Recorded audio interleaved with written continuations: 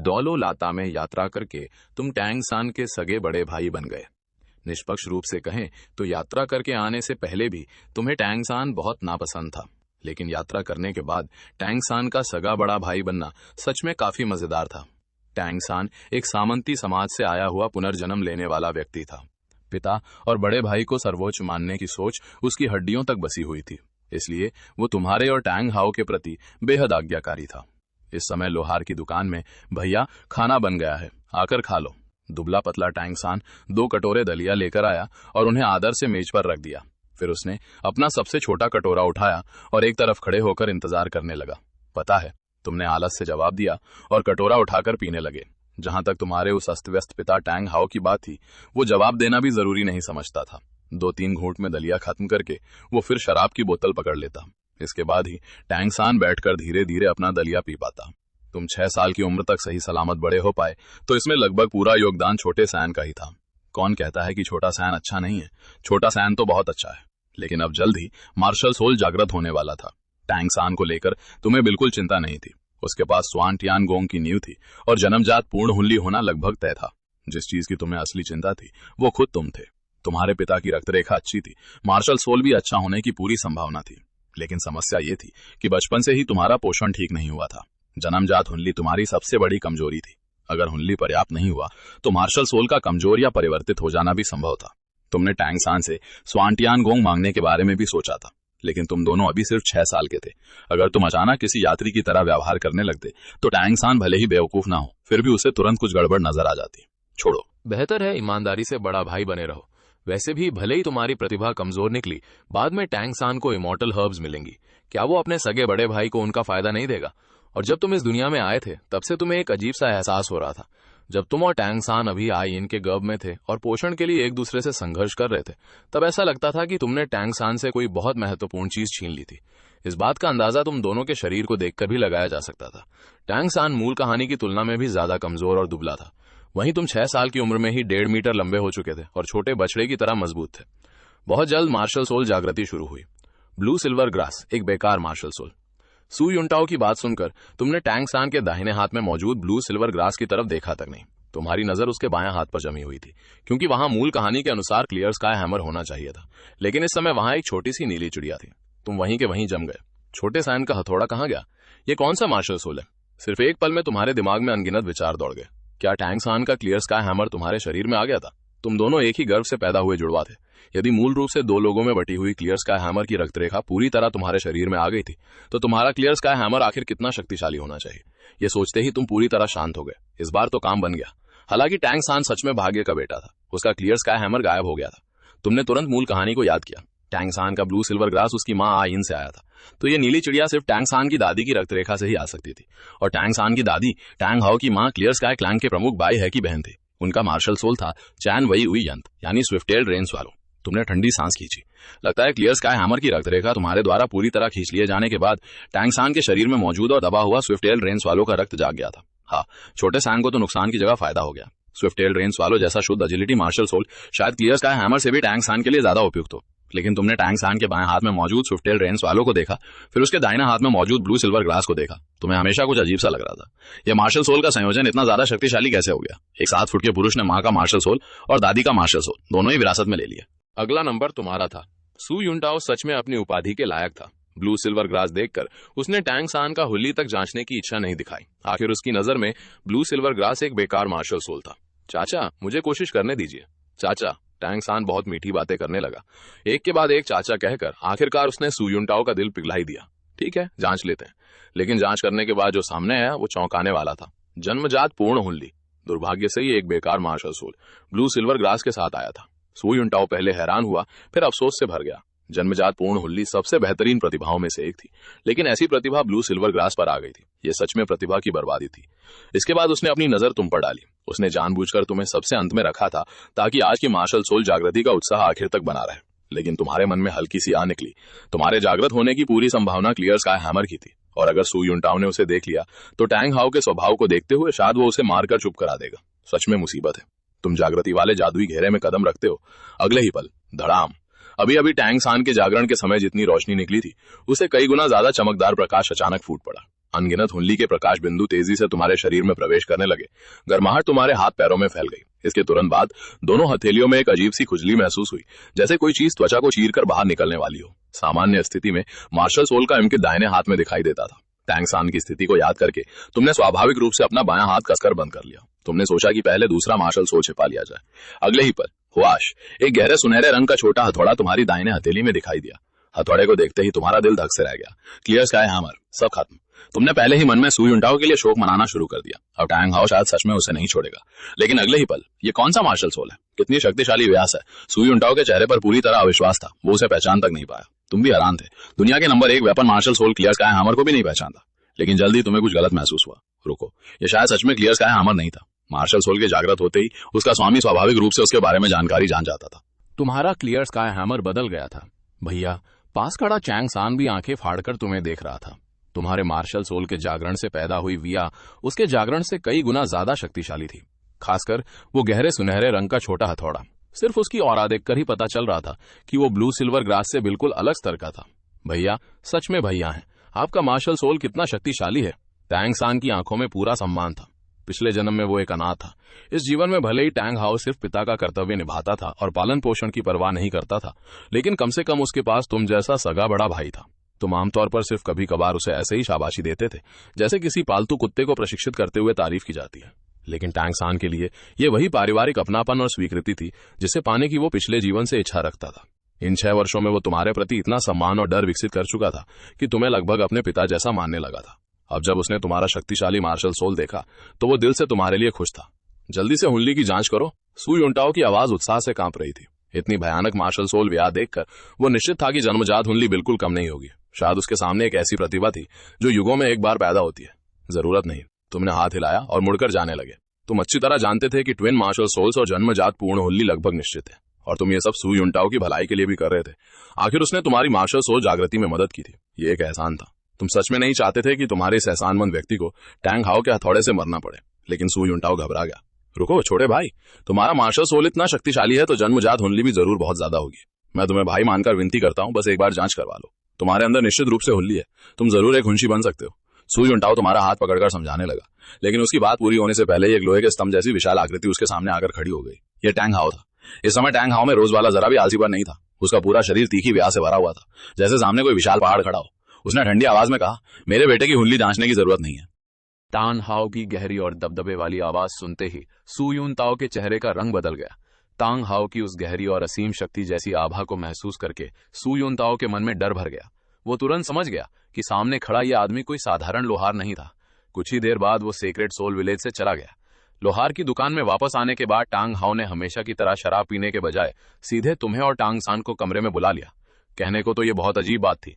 मूल रूप से उसके दोनों बेटों का मार्शल सोल जागृत हुआ था, लेकिन एक पिता के रूप में उसने बिल्कुल परवाह नहीं की थी। लेकिन जब उसने तुम्हारा मार्शल सोल देखा तो टांग हाउ ने तुम्हारे भीतर से निकलती एक भयानक शक्ति को महसूस किया था। यहां तक कि उसका अपना क्लियर स्काई हैमर भी तुम्हारे मार्शल सोल के सामने हल्का सा कांपता और दबता हुआ महसूस हुआ। इससे टांग हाउ पूरी तरह शांत नहीं रह सका। वो आखिर था कौन? वर्तमान क्लियर स्काई डोलियो। क्लियर स्काई हैमर मूल रूप से दुनिया का सबसे शक्तिशाली वेपन मार्शल सोल था, और इसके अलावा उसके पास क्लियर स्काई क्लैन की गुप्त तकनीक ग्रेट सुमेरु हैमर भी थी। लेकिन अब उसका अपना क्लियर स्काई हैमर तुम्हारे अभी अभी जागृत हुए छोटे से हथौड़े के सामने दबता हुआ महसूस हो रहा था। यह बात बिल्कुल अविश्वसनीय थी। आखिर तुम्हारा मार्शल सोल कितना शक्तिशाली था? पापा, टांग सान ने पहली बार टांग हाउ को इतना गंभीर देखा था। रोज का वो शराबी और निराश आदमी इस समय पूरी तरह बदल चुका था। उसकी आंखों में चमक थी और उसके शरीर से शक्तिशाली दबाव निकल रहा था। छोटे सान, डरो मत। तुमने अनजाने में टांग सान को अपने पीछे कर लिया। तुम्हारे सामने आकर खड़े होने का दृश्य देखकर टांग सान का दिल अचानक गर्म हो गया। 2 जन्मों से भटक रही उसकी आत्मा को पहली बार ऐसा महसूस हुआ कि उसके पास सच में कोई अपना है। उसे पहली बार किसी के पीछे खड़े होकर सुरक्षा का एहसास हुआ। लेकिन टांग हाउ ने भौहें सिकोड़कर टांग सान को देखा। ये दुबला पतला और थोड़ा कमजोर दिखने वाला बेटा उसे जितना देखता उतना ही पसंद नहीं आता था। फिर उसने तुम्हारी तरफ देखा। 6 साल की उम्र में ही 1.5 मीटर लंबा और छोटे बाघ की तरह मजबूत शरीर। यही तो उसके बेटे जैसा दिखता था। अगले ही पल टांग हाउ तुम्हारे सामने बैठ गया और बड़ी मुश्किल से अपने चेहरे पर एक अजीब सी मुस्कान लाया। अच्छे बच्चे, तुम्हारा मार्शल सोल क्या कहलाता है? तुमने अपना दाहिना हाथ उठाया। एक सुनहरे रंग का छोटा हथौड़ा धीरे धीरे तुम्हारी हथेली में प्रकट हुआ। हथौड़ों का राजा, क्लियर स्काई का राजा, टाई हैमर। तुमने शांत आवाज में कहा। उसने मुझे बताया कि वो क्लियर स्काई हैमर में राजा है। सभी clear sky hammer martial soul पर उसका पूर्ण दबदबा है। तुम्हारी बात शांत थी, लेकिन उसका असर पूरे मार्शल सोल संसार को हिला देने जितना था। लेकिन टांग हाउ ने तुम्हारी बात पर बिल्कुल शक नहीं किया, क्योंकि वो खुद महसूस कर सकता था टाई हैमर के सामने उसके शरीर के भीतर मौजूद क्लियर स्काई हैमर किसी प्रजा की तरह व्यवहार कर रहा था। वो विरोध करना तो दूर, जैसे किसी राजा के सामने झुकने की इच्छा कर रहा था। इसका मतलब केवल एक ही था, tie hammer clear sky hammer का उच्च स्तर वाला मार्शल सोल था, एक असली क्लियर स्काई का राजा। अगले ही पल ये लोहे जैसा विशाल आदमी सीधे जमीन पर घुटनों के बल बैठ गया। उसने तुम्हें अपनी बाहों में भर लिया। उसकी आंखें लाल हो चुकी थी। टाई हैमर, टाई हैमर, अच्छा, बहुत अच्छा टाई हैमर। टांग हाउ की आवाज में लगभग पागलपन जैसा उत्साह था। उसकी नजर में चाहे उसने अतीत में कितनी भी गलतियां की हो, अगर उसने ऐसा बेटा पैदा किया था जिसके पास क्लियर स्काई का राजा टाई हैमर था और जिसने क्लियर स्काई क्लैन की विरासत को आगे बढ़ाते हुए उनके मार्शल सोल को एक नए स्तर पर पहुंचा दिया था, तो ये एक ऐसी उपलब्धि थी जो उसके सारे पापों को धो सकती थी। बल्कि उसके लिए तो ये उपलब्धि उसके अपराधों से भी बड़ी थी, क्योंकि असली समस्या यही थी कि क्लियर स्काई हैमर को भले ही दुनिया का नंबर 1 वेपन मार्शल सोल कहा जाता था, लेकिन केवल मार्शल सोल की गुणवत्ता के आधार पर देखा जाए तो उतना अजय नहीं था जितना लोग सोचते थे। कुछ टॉप मार्शल आर्ट्स की तुलना में क्लियर स्काई हैमर की गुणवत्ता वास्तव में कमजोर पड़ सकती थी। क्लियर स्काई क्लैन की असली ताकत कभी सिर्फ क्लियर स्काई हैमर नहीं रही थी, बल्कि उनकी असली ताकत थी रिंग विस्फोट और उनकी परम तकनीक ग्रेट सुमेरु हैमर। अतीत में तांगचन ने इसी ग्रेट सुमेरु हैमर के सहारे मार्शल सोल के स्तर में स्पष्ट लाभ न होने के बावजूद एंजल मार्शल सोल और सी गॉड मार्शल सोल जैसे शक्तिशाली मार्शल सोल्स को चुनौती दी थी। समस्या यही थी कि ग्रेट सुमेरु हैमर को सीखना बेहद कठिन था। अगर क्लियर स्काई क्लैन लगातार 2-3 पीढ़ियों तक ऐसा कोई प्रतिभाशाली व्यक्ति पैदा नहीं कर पाया जो इस तकनीक की जिम्मेदारी उठा सके, तो ग्रेट सुमेरु हैमर की विरासत टूट सकती थी, यहां तक कि एक दिन पूरी तरह खो भी सकती थी। और अगर ऐसा हुआ तो केवल क्लियर स्काई हैमर के भरोसे क्लियर स्काई क्लैन ज्यादा समय तक टिक नहीं पाएगा। उसका पतन सिर्फ समय की बात होगी। ये सोचते ही तांग हाउ के दिल में वर्षों से दबा अपराध बोध जैसे अचानक धुल गया। उसने उसी समय फैसला कर लिया, वो तुम्हें वापस क्लियर स्काई क्लैन में ले जाएगा, ताई हैमर के अस्तित्व की जानकारी पूरे क्लियर स्काई क्लैन को देगा और उस पिता को भी बताएगा जिसे उसने कभी इतना गुस्सा दिलाया था कि उसकी जान चली गई थी। अब तक चुप खड़ा तांग सान आखिरकार बोल पड़ा। उसने अभी तक क्लियर स्काई हैमर और ताई हैमर की बातों का कुछ नहीं समझा था, लेकिन दादाजी शब्द वो समझ गया था, खासकर जब उसने सुना कि उनके दादाजी अब इस दुनिया में नहीं थे। तांग सान का चेहरा तुरंत उदास हो गया। तुम्हारे दादाजी गुजर चुके हैं, तांग हाउ ने लापरवाही से जवाब दिया। फिर जैसे उसे अचानक कुछ याद आया, उसने टांग सान की तरफ देखा। वैसे तुम्हारा मार्शल सोल क्या है? तुम लगभग अपनी हंसी रोक नहीं पाए। इतनी देर तक बात करने के बाद उसे आप जाकर टांग सान की याद आई थी। टांग सान ने यह सुनकर थोड़ा आत्मविश्वास खो दिया। वो मूर्ख नहीं था, वो साफ देख सकता था कि तुम्हारा मार्शल सोल कितना असाधारण था, और उसके दाहिने हाथ में से वही ब्लू सिल्वर ग्लास था जिसे सुयुन ताओ ने बेकार मार्शल सोल कहा था। एक ही मां से पैदा हुए 2 भाई, एक आसमान में उड़ता हुआ ड्रैगन जैसा था और दूसरा जमीन पर रेंगते कीड़े जैसा। हालांकि उसके पास अभी भी दूसरा मार्शल सोल था। पापा, मेरा martial soul blue silver glass है। टांग सान ने गहरी सांस ली। उसने अपना दाहिने हाथ आगे किया। एक कमजोर सी नीली घास धीरे धीरे उसकी हथेली से बाहर निकल आई, लेकिन ब्लू सिल्वर ग्लास के प्रकट होते ही टांग हाउ का पूरा शरीर अचानक जम गया। उसकी आंखें एक पल के लिए खाली हो गई और उसकी आंखों में धीरे धीरे आंसू भरने लगे। आयन, स्पष्ट आगे उसने फिर अपनी पत्नी को याद कर लिया था। अगले ही पल टांग हाउ ने तुम्हारा हाथ पकड़ लिया और उसे सीधे टांग सान के हाथ पर रख दिया। अपनी ताई हैमर से अपने छोटे भाई की ब्लू सिल्वर ग्लास की रक्षा करना। तुम बड़ी मुश्किल से अपना चेहरा सामान्य रखने की कोशिश कर ही रहे थे कि टांग सान ने अचानक फिर से कहा, पापा, मेरा एक और मार्शल सोल भी है। यह कहते हुए उसने अपना बायां हाथ आगे किया। अगले ही पल एक नीली चिड़िया उसकी हथेली के ऊपर प्रकट हो गई। टांग हाउ ने बस एक नजर डाली और उसकी आंखें तुरंत फैल गई। स्विफ्ट टेल रेन स्वालो, ये वही मार्शल सोल था। लेकिन अगले ही पल टांग हाउ फिर रो पड़ा, क्योंकि इस बार उसे अपनी मां की याद आ गई थी। स्विफ्ट टेल रेन स्वालो उसकी मां का मार्शल सोल था। लेकिन तुरंत ही टांग हाउ को कुछ और समझ आया। रुको, 2 martial souls, twin martial souls? अभी तक वो सिर्फ तुम्हारे मार्शल सोल को देखकर इतना उत्साहित था कि उसने बिल्कुल सोचा ही नहीं था कि टांग सान भी एक असाधारण प्रतिभा हो सकता है। एक बेटा जागृत करता है क्लियर स्काई का राजा ताई हैमर, और दूसरा बेटा ट्विन मार्शल सोल्स लेकर पैदा हुआ है।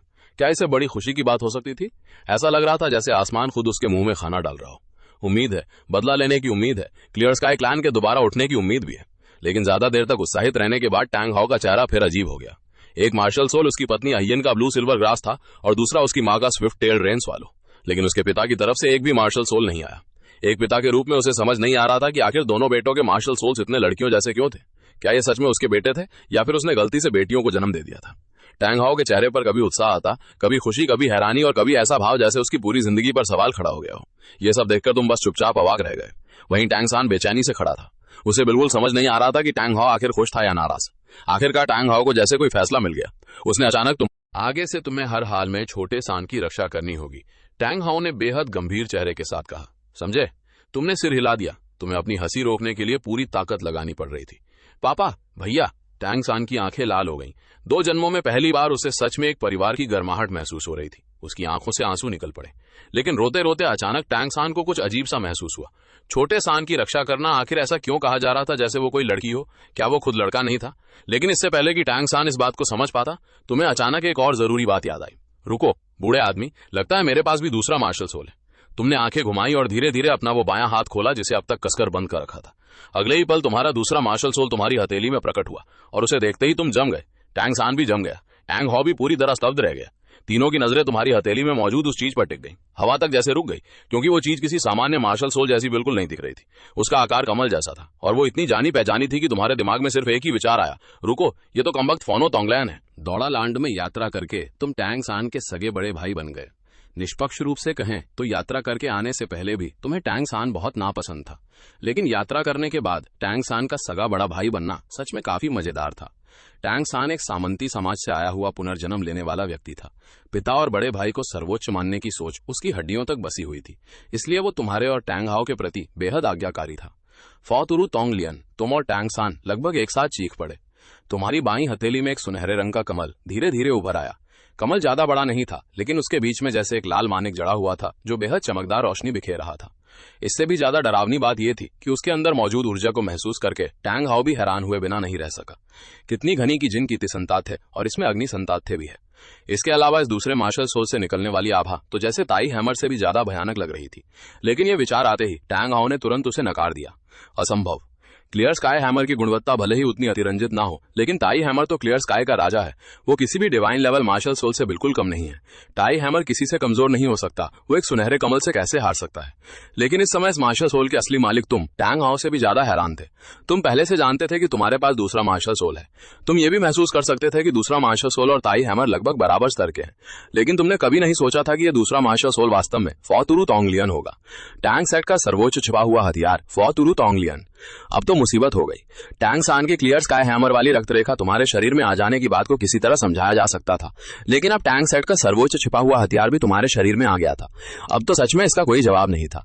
तुम बस यही उम्मीद कर सकते थे कि छोटा सान इसे लेकर ज्यादा बुरा ना माने, लेकिन पास खड़ा टैंग सान पूरी तरह स्तब्ध था। फॉतुरु तोंगलियन, ये कैसे संभव, कैसे आ सकता है, और ये भैया का मार्शल सोल कैसे बन गया? टैंग सान का सिर सुन्न हो गया था और उसका दिमाग पूरी तरह उलझ गया था। अपने पिछले जीवन में उसने साफ तौर पर टैंग सेट में मौजूद तीनों फॉतुरु तोंगलियन वहीं छोड़ दिए थे। क्या उनमें से एक सच में उसके साथ इस दुनिया में यात्रा करके आ गया था और संयोग से वो तुम्हारे शरीर में चला गया? एक पल के लिए टैंग सान के मन में तरह तरह की भावनाएं उमड़ पड़ी, ईर्ष्या, जलन, और यहां तक कि ऐसा एहसास भी कि उसकी सबसे कीमती चीज किसी और ने छीन ली हो। लेकिन ये विचार पैदा होते ही टैंग सान ने तुरंत अपने मन में खुद को डांटा। टैंग सान, तुम सच में बेवकूफ हो। तुम अपने ही बड़े भाई से ईर्ष्या कैसे कर सकते हो? बड़ा भाई पिता के समान होता है। पिछले जन्म में वो एक अनाथ था, इस जीवन में उसे दोबारा परिवार मिला था और एक ऐसा बड़ा भाई मिला था जो उसकी रक्षा करने के लिए तैयार था। ये उसके लिए पहले ही आसमान की सबसे बड़ी कृपा थी। वो ऐसी सोच कैसे रख सकता था? इसके अलावा भैया का ताई हैमर इतना शक्तिशाली है कि अगर उनके पास फॉतुरु तोंगलियन ना भी हो तब भी वे दुनिया में अपना दबदबा कायम कर सकते हैं। फॉतुरु तोंगलियन भैया के लिए बस उनकी ताकत में एक और इजाफा है। इन वर्षों में भैया ने उसकी जितनी देखभाल की है, उसके सामने छोटी सी चीज आखिर मायने ही क्या रखती है? ये सोचकर टैंग सान ने तुरंत श्वानतियान गोंग चलाना शुरू कर दिया और धीरे धीरे अपने रक्त और भावनाओं को शांत कर लिया। तुम लगातार पास से टैंग सान को देख रहे थे। उसे इतनी जल्दी शांत होते देखकर आखिरकार तुमने भी राहत की सांस ली। वाकई छोटा सान ही अलग है, सामंती सोच का सच्चा योद्धा, प्यार से वंचित होकर बड़ा हुआ अनाथ, और इन वर्षों में तुम्हारे द्वारा बनाए गए अच्छे बड़े भाई की छवि भी सच में काम कर गई थी। तभी टैंग हाओ ने अचानक टैंग सान की तरफ देखा। छोटे सान, तुम इस मार्शल सोल के मालिक थे, इसलिए उसका नाम जाना स्वाभाविक था, लेकिन टैंग सान ने पहली बार फॉतुरु तोंगलियन को देखा था और फिर भी सीधे उसका नाम बता दिया। ये बात बिल्कुल सही नहीं थी। टैंग हाओ को पहले से ही लगता था कि टैंग सान को चीजें छिपा रहा है। अब उसे शक होने लगा कि शायद टैंग सान सच में फॉतुरु तोंगलियन की उत्पत्ति जानता है। हालांकि टैंग सान पहले से ही बहाना तैयार कर चुका था। हाँ, मैंने पहले घूमने वाले व्यापारी से इसके बारे में सुना था। उसकी आंखों में अभी भी जटिल भावनाएं थीं। फॉतुरु तोंगलियन एक बेहद भयानक छिपा हुआ हथियार है। भले ही किसी ने इसे कभी देखा या इस्तेमाल न किया हो, लेकिन अगर किसी को ये मिल जाए तो उसके पास एक बेहद शक्तिशाली योद्धा को भी मारने की क्षमता होती है। इसका इस्तेमाल करना भी बहुत आसान है, बस इसे बाहर फेंकना होता है। इसके अंदर मौजूद विस्फोटक तुरंत सक्रिय हो जाते हैं। इसके बाद पूरा कमल अचानक विस्फोट करता है और अनगिनत धातु की पंखुड़ियां चारों तरफ फैल जाती हैं, दुश्मन को सीधे मारने के लिए, यहां तक कि रक्षा को भी नजरअंदाज कर सकता है। टैंग हाओ ने तुरंत हैरानी से चीखते हुए कहा। उसके चेहरे पर अविश्वास साफ दिखाई दे रहा था, लेकिन फॉतुरु तोंगलियन के अंदर से निकल रही भयानक ऊर्जा को झुटलाया भी नहीं जा सकता था।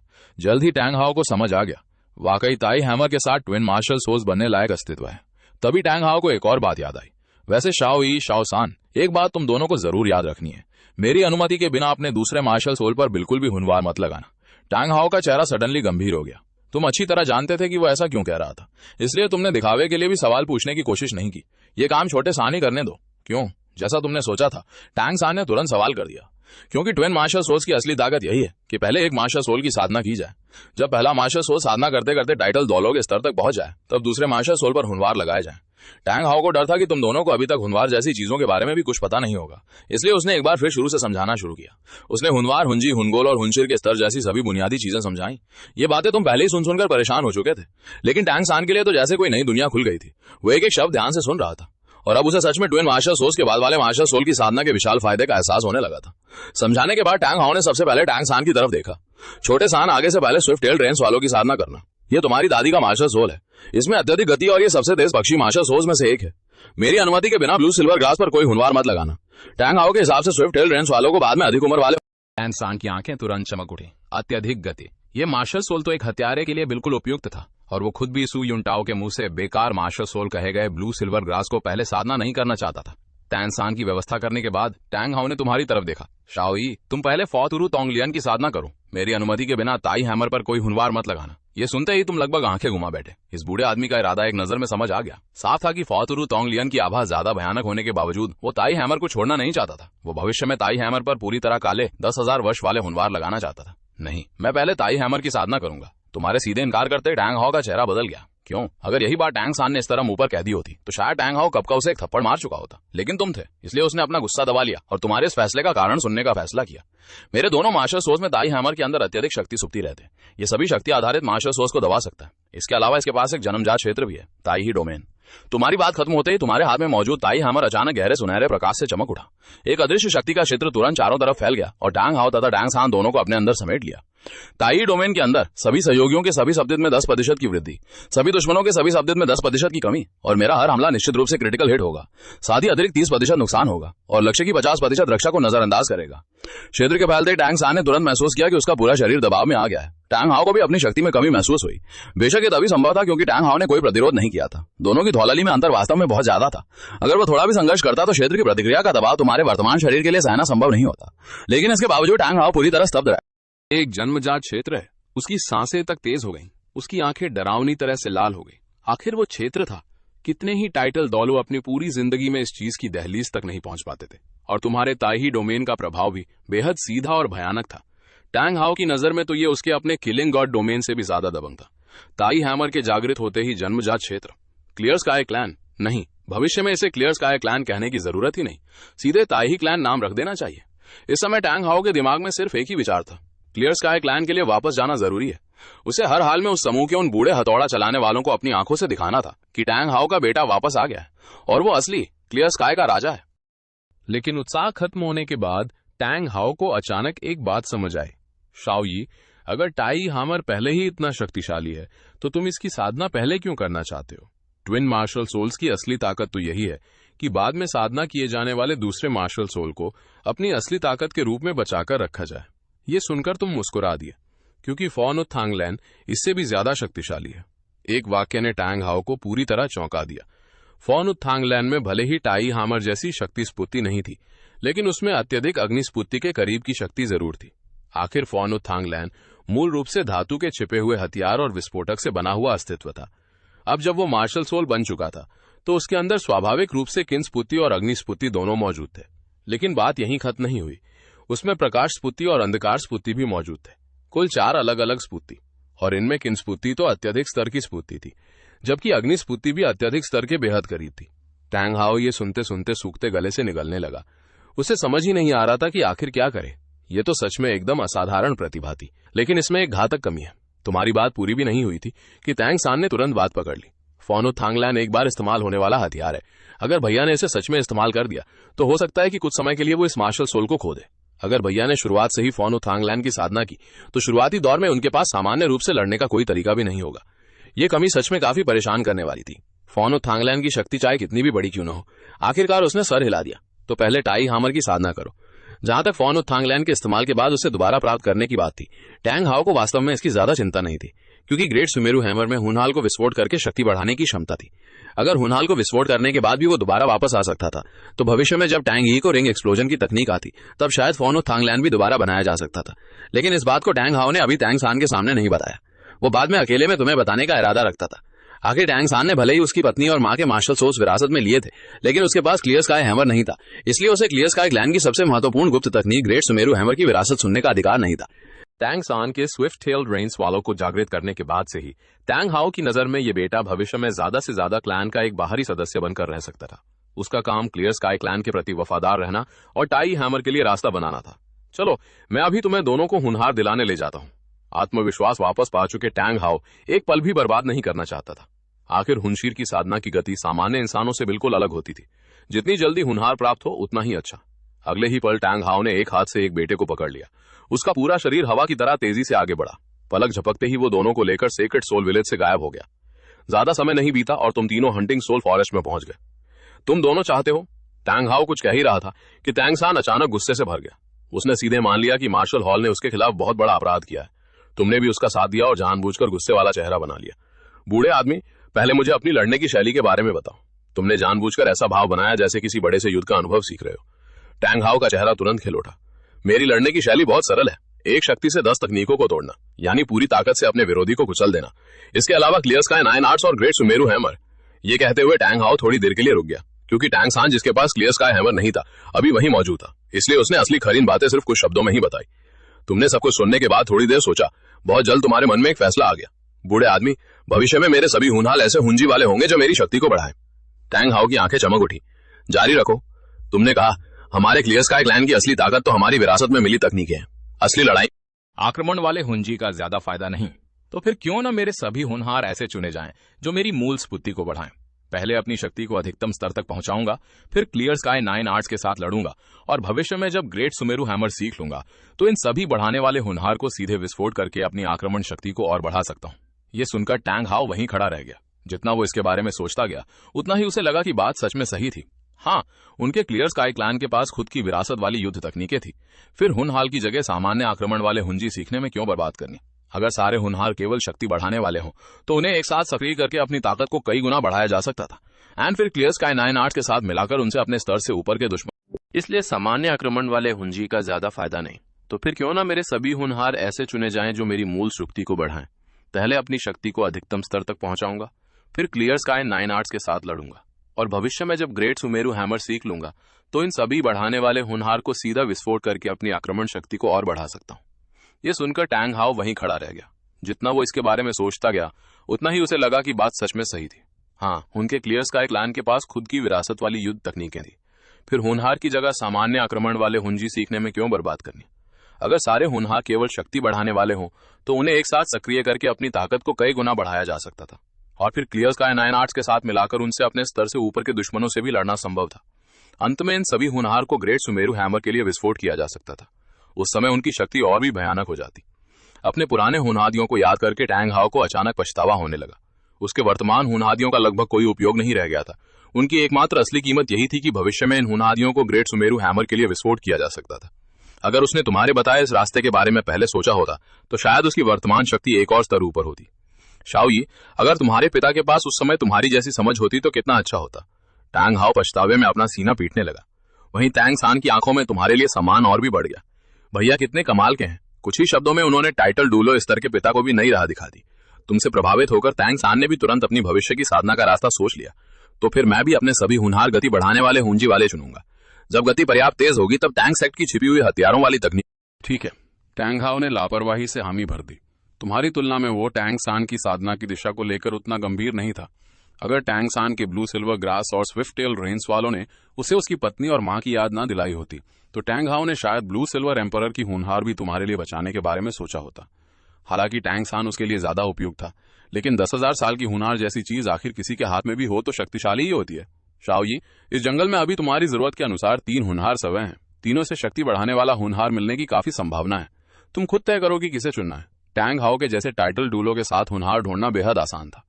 आखिरकार तुमने कई विकल्पों में से एक हुनहार को चुना, मीटी और हैमर ड्रैगन। ये देखने में थोड़ा नकली ड्रैगर जैसा लगता था। इसकी सबसे बड़ी खासियत इसकी पूंछ के आखिरी हिस्से पर लगा हुआ विशाल लकड़ी का गोला था, जो बिल्कुल मीटी और हैमर जैसा दिखता था। टैंग हाओ ने पहले उसकी ताकत जांची, फिर सीधे 650 साल पुराने मीटियोर हैमर ड्रैगन को पकड़कर ले आया।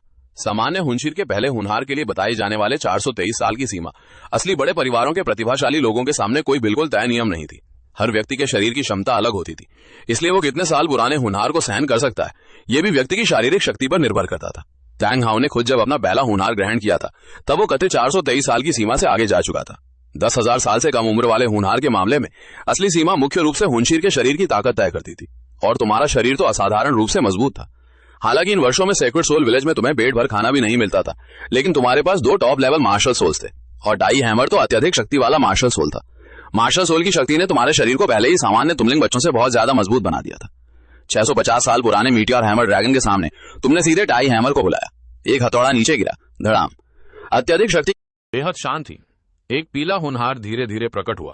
तुम पालथी मारकर बैठ गए और हुनहार को अवशोषित करना शुरू कर दिया। पूरी प्रक्रिया टैंग हाओ की उम्मीद से भी ज्यादा आसान रही। सिर्फ 2 घंटे में 650 साल पुराना हुनहार पूरी तरह तुम्हारे शरीर में समा गया। जब तुमने दोबारा आंखें खोली तो टाई हैमर पर एक चमकदार पीला हुनहार दिखाई दे रहा था। टैंग हाओ ये देखकर भी हैरान रह गया। लगता था उसने अभी तक तुम्हारे शरीर की वास्तविक शक्ति को कम ही आंका था। शाओई, तुम्हारा पहला होंजी क्या है? अब टैंग हाओ की नजर टाई हैमर पर उम्मीद से आगे बढ़कर पूरी तरह जुनून में बदल चुकी थी। टैंग सान ने भी तुरंत अपने कान खड़े कर लिए। तुमने अपने नए प्राप्त पहले होंजी को महसूस किया। तुम्हारे होठों पर धीरे धीरे मुस्कान उभर आई। तुम इस होंजी से बेहद संतुष्ट थे। पहला होंजी ख्यूजोंग रचिंग। टाई हैमर का वजन 20 गुना बढ़ जाता है, मूल 200 जिन से सीधे 2 टन, लेकिन मेरे लिए इसका वजन फिर भी सिर्फ 200 जिन ही रहेगा। यानी मेरे हाथ में यह पंख जितना हल्का होगा, लेकिन अगर यह किसी और के शरीर पर पड़ा तो उसके लिए यह पहाड़ जितना भारी होगा।